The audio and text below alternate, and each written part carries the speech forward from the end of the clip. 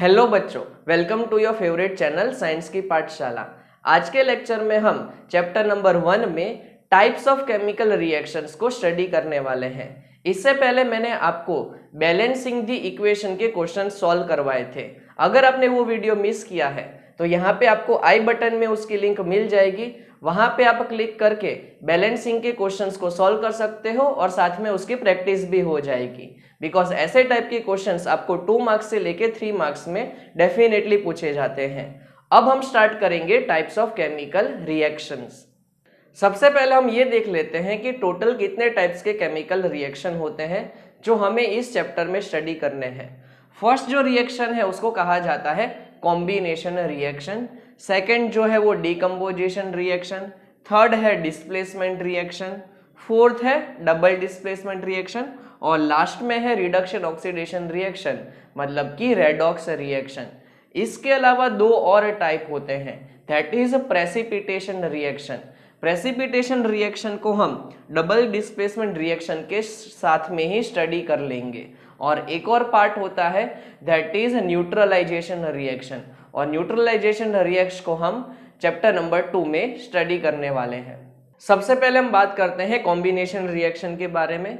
Combination word का मतलब होता है कंबाइन होना, मतलब कि यहाँ पे जो रिएक्टेंट्स हैं वो कंबाइन होके एक सिंगल प्रोडक्ट बनाते हो, तो ऐसे टाइप के रिएक्शन को कहा जाता है कॉम्बिनेशन रिएक्शन।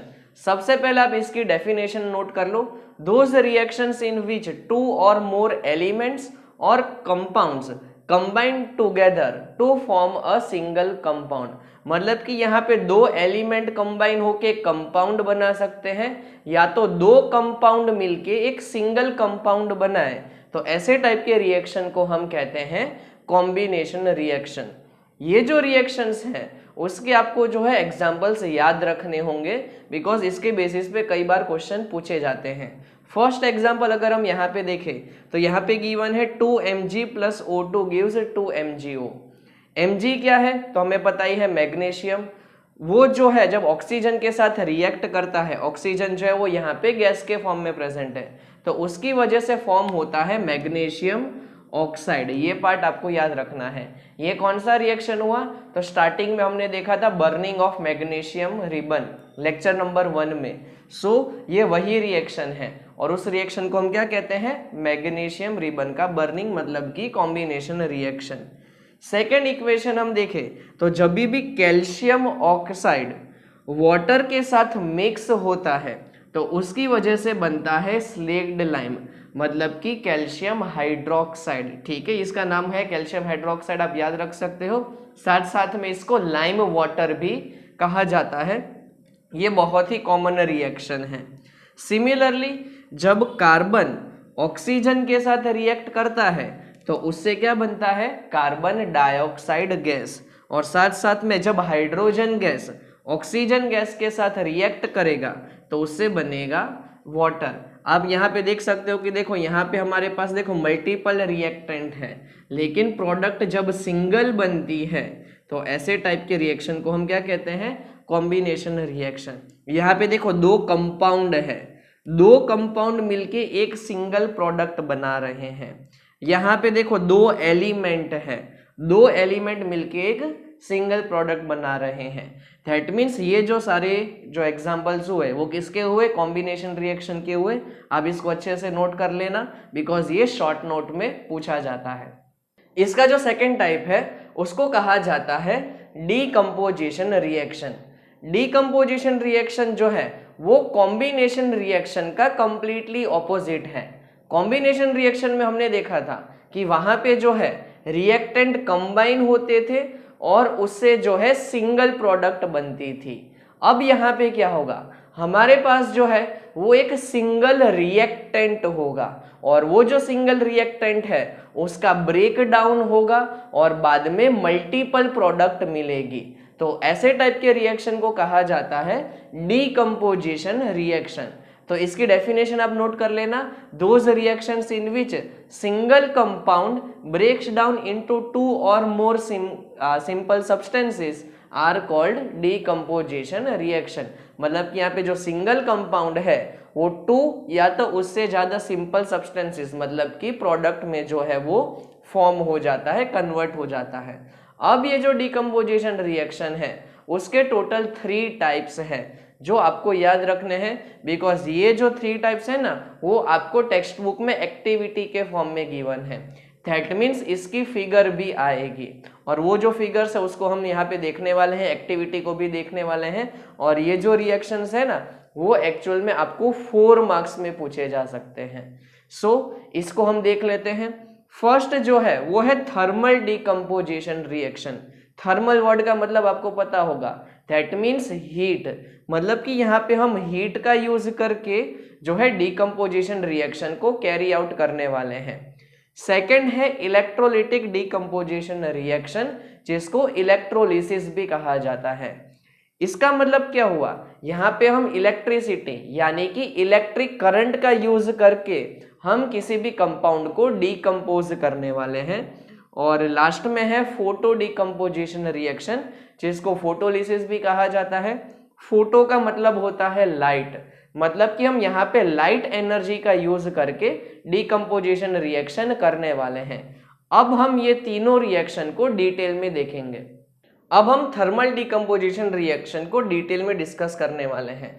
ऑब्वियसली मैंने आपको बता दिया कि थर्मल डिकम्पोजिशन रिएक्शन में हम यूज करते हैं हीट एनर्जी को, सो दैट जो हमारे पास एक सिंगल कंपाउंड है उसका ब्रेक डाउन हो जाए और हमें यहाँ पे जो है मल्टीपल प्रोडक्ट जो है वो मिल जाएगी। हमें जो है सबसे पहले एक एक्सपेरिमेंट स्टडी करना है जहाँ पे हम लेड नाइट्रेट, जिसका फॉर्मूला होता है PbNO3 ट्वाइस, ये पार्ट आप याद रखना है आप लोगों को। और साथ साथ में ये जो रिएक्शन है उसको भी आप लोग अच्छे से नोट कर लेना, बिकॉज ये जो रिएक्शन है वो आपको कई बार बैलेंसिंग के पार्ट में भी पूछा जाता है। ठीक है, तो सबसे पहले हम क्या करते हैं, जो लेड नाइट्रेट के क्रिस्टल्स हैं, ठीक है, वो कौन से कलर के होते हैं वो आप नोट कर लेना, व्हाइट कलर के होते हैं, जिसको हम एक टेस्ट ट्यूब के अंदर जो है वो प्लेस करके रखते हैं। और हम क्या करेंगे, बर्नर की हेल्प से इसको हीट करने का ट्राई करेंगे। उसकी वजह से क्या होगा, ये जो लेड नाइट्रेट है वो डिकम्पोज हो जाएगा सबसे पहले लेड ऑक्साइड में, मतलब कि PbO में। और ये जो PbO है, ठीक है, वो आपको यहीं पे मिलेंगे पाउडर के फॉर्म में, लेकिन उसका कलर क्या हो जाएगा, येलो। ये पार्ट आप खास करके नोट करना, लेड नाइट्रेट होता है व्हाइट कलर का, लेकिन वो कन्वर्ट हो जाएगा लेड ऑक्साइड में जिसका कलर होता है येलो। साथ साथ में देखो यहाँ पे NO3 वाला पार्ट है, दैट मीन्स जब ये NO3 सेपरेट होगा तो उसमें से NO2 गैस रिलीज होगी, मतलब कि यहाँ से नाइट्रोजन डाइऑक्साइड जो है जिसका कलर होता है रेडिश ब्राउन, वो डिकम्पोज होके जो है वो बाहर निकलेगी, मतलब कि वेपर के फॉर्म में निकलेगी। और साथ साथ में हमें मिलता है यहाँ पे ऑक्सीजन गैस। दैट मीन्स यहाँ पे नोट कर लो, लेड नाइट्रेट जो है वो टोटल 3 प्रोडक्ट्स में जो है वो डिवाइड हो चुका है। फर्स्ट प्रोडक्ट है लेड ऑक्साइड, सेकेंड है नाइट्रोजन डाइऑक्साइड और थर्ड है ऑक्सीजन। और हाँ, रिएक्शन के ऊपर है ना यहाँ पे ट्राइंगल मेंशन किया है। ट्राइंगल का मतलब क्या होता है, हमने यहाँ पे जो है वो हीट एनर्जी का यूज किया है, ये सिंबल भी आपको याद रखना है।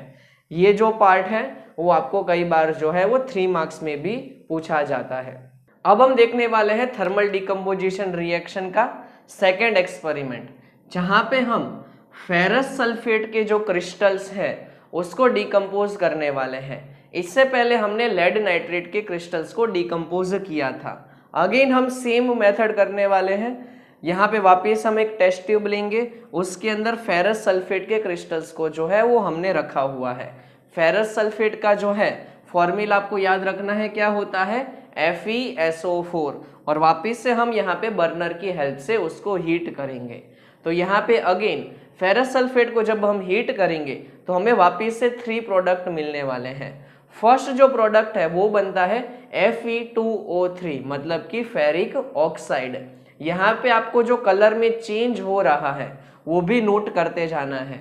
जो फेरस सल्फेट है वो होता है ग्रीन कलर का। ये खास करके याद रखना, ये क्रिस्टल्स का कलर होता है ग्रीन, जो आप यहाँ पे देख सकते हो। लेकिन जब ये डिकम्पोज होगा तो उससे बनता है फेरिक ऑक्साइड, वो बनता है रेडिश ब्राउन कलर का। यहाँ पे जो है ना आपको फेरिक ऑक्साइड जो है वो मिलेंगे जो रेडिश ब्राउन कलर के होंगे। और साथ साथ में आपको याद रखना है कि टोटल 2 गैसेस जो है वो यहाँ पे रिलीज होगी।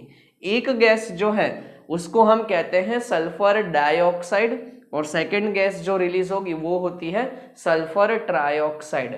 यहाँ पे जो एक क्वेश्चन ट्विस्ट करके पूछा जाता है कि SO2 और SO3 ऐसे यहाँ पे 2 गैसेस रिलीज हो रही है, लेकिन जो आपको पंजेंट स्मेल मिलेगी यहाँ पे जब डिकम्पोजिशन रिएक्शन होगा तो एक पंजेंट स्मेल क्रिएट होती है।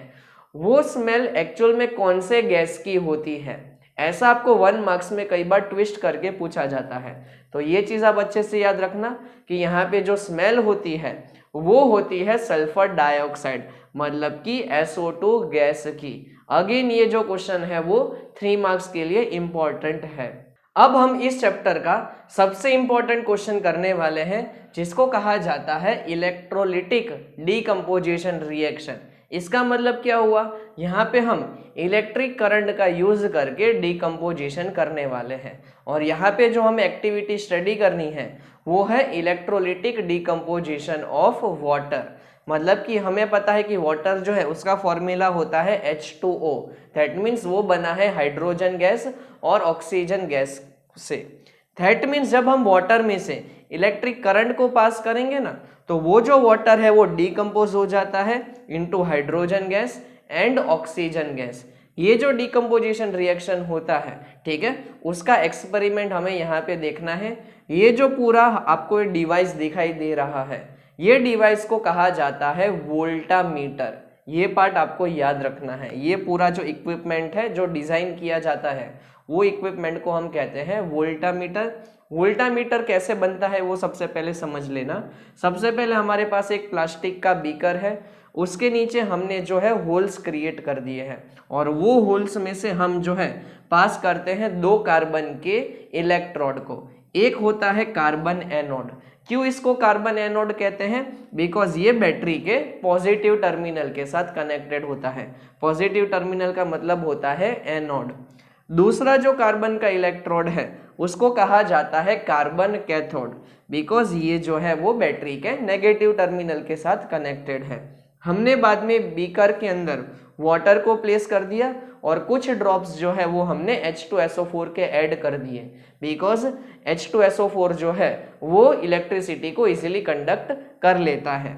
ठीक है, अब साथ साथ में हमने यहाँ पे टेस्ट ट्यूब्स को प्लेस करके रखा है इन इन्वर्टेड पोजीशन। ठीक है, ये टेस्ट ट्यूब इन्वर्टेड पोजीशन में है। क्यों हमने उसको इन्वर्टेड पोजीशन में रखा है, बिकॉज हमें यहाँ पे टेस्ट ट्यूब के ऊपर जो है हाइड्रोजन और ऑक्सीजन गैस जो है वो मिलने वाली है। हम जैसे ही इसमें से इलेक्ट्रिक करंट को पास करेंगे तो यहाँ पे क्या होगा, जो भी वाटर है, ठीक है, वो टेस्ट ट्यूब के अंदर कलेक्ट होना स्टार्ट हो जाएगा। और कुछ मिनट्स के बाद हमें यहाँ पे जो हमारा कैथोड वाली टेस्ट ट्यूब है यहाँ पे, ठीक है, कैथोड का मतलब होता है नेगेटिव टर्मिनल। ठीक है, दैट मीन्स नेगेटिव इलेक्ट्रोड के ऊपर हमें ऐसी गैस मिलेगी जो पॉजिटिव आयन फॉर्म कर सके। ठीक है, हमें पता है कि हाइड्रोजन जो है वो पॉजिटिव आयन बना सकता है। सो नेगेटिव इलेक्ट्रोड के ऊपर बनेगी पॉजिटिव आयन जो फॉर्म कर सकते हैं वैसी गैस। ये चीज आप याद रखना, बिकॉज 1 मार्क्स में बहुत बार पूछा जाता है। ठीक है, तो यहाँ पे हमें हाइड्रोजन गैस मिलेगी और जो पॉजिटिव एनोड है वहां पे हमें नेगेटिव आयन फॉर्म हो सके वैसी गैस मिलेगी, मतलब कि ऑक्सीजन गैस मिलेगी। साथ साथ में आपको ये पार्ट भी पूछा जाता है कि इन जो गैसेस जो हमें यहाँ पे मिली है उसमें से किसका अमाउंट ज़्यादा होगा, किसका अमाउंट कम होगा। तो देखो यहाँ पे आपको ये रिएक्शन से पता चल सकता है कि यहाँ पे H2 के आगे क्या लिखा है 2, मतलब कि यहाँ पे ऑक्सीजन के कंपैरिजन में जो हाइड्रोजन गैस मिलेगी उसका अमाउंट जो है वो कैसा होगा, डबल होगा। That means hydrogen is collected twice as that of oxygen. ये पार्ट आपको याद रखना है। ठीक है, ये चीज आप बहुत अच्छे से याद रखना। ये फिगर को अच्छे से ड्रॉ कर लेना, बिकॉज ये क्वेश्चन पूछा जाए इसका 100% चांस। इलेक्ट्रोलिसिस के बाद हम स्टडी करने वाले हैं फोटोलिसिस का। That means photo decomposition reaction. ये जो रिएक्शन है वो बहुत ही सिंपल होता है। ये रिएक्शन को कई बार 1 मार्क्स से लेके 2 मार्क्स में भी पूछा जाता है, जहाँ पे हम लाइट एनर्जी का यूज करके जो है डिकम्पोजिशन प्रोसेस जो है उसको कैरी आउट करते हैं। मान लो कि हमारे पास जो है एक ग्लास कंटेनर के अंदर, या तो ग्लास की जो डिश है उसके अंदर AgCl या तो AgBr मतलब कि सिल्वर क्लोराइड या तो सिल्वर ब्रोमाइड जो है वो सॉलिड पार्टिकल्स के फॉर्म में प्रेजेंट है, क्रिस्टल्स के फॉर्म में। और मान लो इसके ऊपर जब सनलाइट जो है वो इंसिडेंट होगी, तो सनलाइट मतलब कि लाइट एनर्जी का यूज करके यहाँ पे जो है वो डिकम्पोज हो जाता है इनटू सिल्वर एंड क्लोरीन। देखो AgCl जो है वो किस में डिकम्पोज होगा, तो ऑब्वियसली सिल्वर में, और यहाँ पे जो है क्लोरीन गैस जो है, ठीक है, वो इवापोरेट जो है वो हो जाता है। अगर हम AgBr की बात करें तो ऑब्वियसली जब इसका डिकम्पोजिशन होगा तो वो किस में होगा, तो ऑब्वियसली आपको यहाँ पे सिल्वर मिलेगा और साथ साथ में ब्रोमीन गैस जो है वो अगेन जो है वो इवापोरेट हो जाएगा। साथ साथ में आपको कलर में कैसे चेंज होता है वो भी याद रखना है। सिल्वर क्लोराइड जो है वो एक्चुअल में व्हाइट कलर का पाउडर है, और बाद में जो सिल्वर मिलेगा आपको ये डिश के अंदर, उसका कलर हो जाएगा ग्रे। साथ साथ में ये जो AgBr है उसका कलर होता है येलो। ये पार्ट आप लोग अच्छे से नोट कर लेना। साथ साथ में आपको इसका एप्लीकेशन पूछा जाता है कि ये जो डिकम्पोजिशन रिएक्शन है वो ब्लैक एंड व्हाइट फोटोग्राफी को कैरी आउट करने के लिए भी यूज में आता है।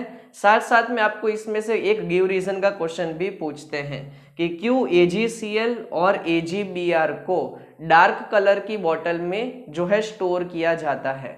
ठीक है, तो इसका रीजन क्या होगा कि ऑब्वियसली जब मान लो कि हम उसको एक ट्रांसपेरेंट बॉटल के अंदर रखेंगे तो उसमें से इजीली सनलाइट जो है वो पास हो जाएगी और उसका डिकम्पोजिशन हो जाएगा।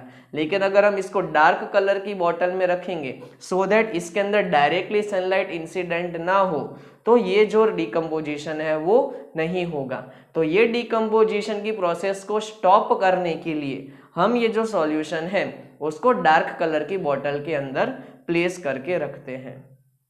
अगर आपको यहाँ पे कहीं पे भी डाउट है तो आप मुझे कमेंट सेक्शन में बता देना, मैं आपको तुरंत ही रिप्लाई करके आपके डाउट को सॉल्व कर दूंगा। अगर आपको ये वीडियोस पसंद आ रहे हैं तो इसको लाइक भी कर देना, अपने फ्रेंड्स के साथ शेयर कर देना और सबको बता देना कि ऐसे इंटरेस्टिंग वीडियोस जो है इस चैनल पे रेगुलरली आते रहते हैं। अगर आपके हाफ ईयरली एग्जाम में कोई ऐसा चैप्टर आ रहा है जो आपने अच्छे से नहीं सीखा है तो आप मुझे कमेंट सेक्शन में बता देना, मैं तुरंत ही आपके लिए वो अवेलेबल कर दूंगा। अब हम मिलेंगे नेक्स्ट वीडियो में।